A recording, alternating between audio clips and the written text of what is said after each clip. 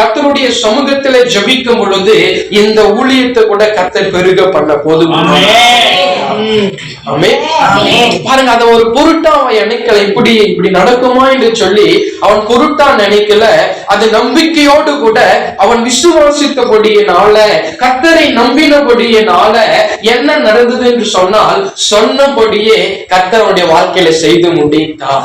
வேதம் சொல்லுகிறது, மனிதர்கள் எல்லாம் சொல்ல விட்டு மாறிடுவாங்க.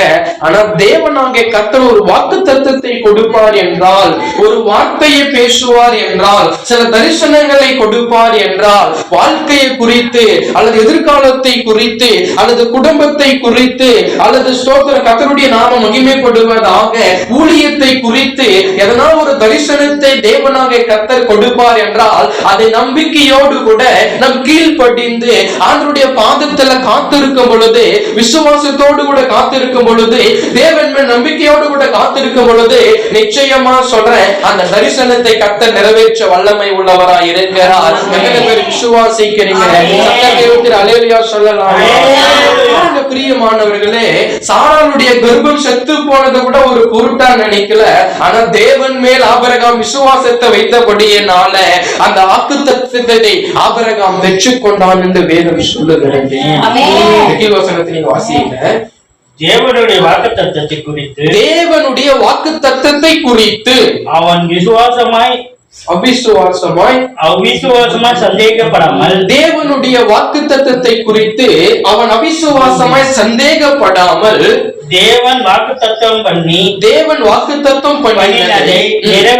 நிறைவேற்ற வல்லவராய் இருக்கிறார் என்று முழு நிச்சயமாக நம்பி தேவனை மகிமைப்படுத்தி விசுவாசத்தில் வல்லவனானான். வசனம் சொல்லுகிறது, பிரியமான கர்த்தருடைய பிள்ளைகளே, தேவன் வாக்குத்தத்தம் பண்ணினதை நிறைவேற்ற வல்லவராய் இருக்கிறார் என்று முழு நிச்சயமாக நம்பி தேவனை மகிமைப்படுத்தி விசுவாசத்திலே வல்லவனானான்.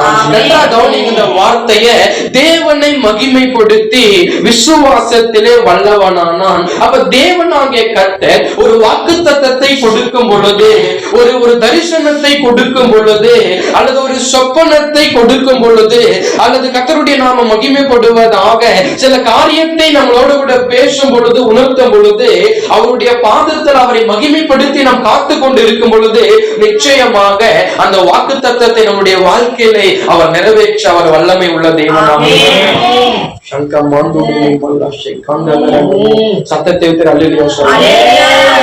கர்த்தருடைய பிள்ளைகளே, அந்த வார்த்தையை நன்றாக கவனிக்கும் பொழுது, தேவனை மகிமைப்படுத்தி விசுவாசத்திலே வல்லவனானான். அப்ப நம்மளுடைய வாழ்க்கையிலே தேவனாகிய கர்த்தர் கொடுத்ததான அந்த வாக்குத்தத்தங்களை நாம் சுதந்திரித்துக் கொள்ளக்கூடிய வேண்டும் என்றால், நீங்களும் நானும் விசுவாசம் உள்ளவர்களாக இருக்க வேண்டும். அந்த விசுவாசத்தை யாரால் நமக்கு கொடுக்கிறது யார் என்றால், அந்த விசுவாசத்தை தேவனாகிய கர்த்தர் நமக்கு கொடுக்கிறவராக இருக்கிறார்.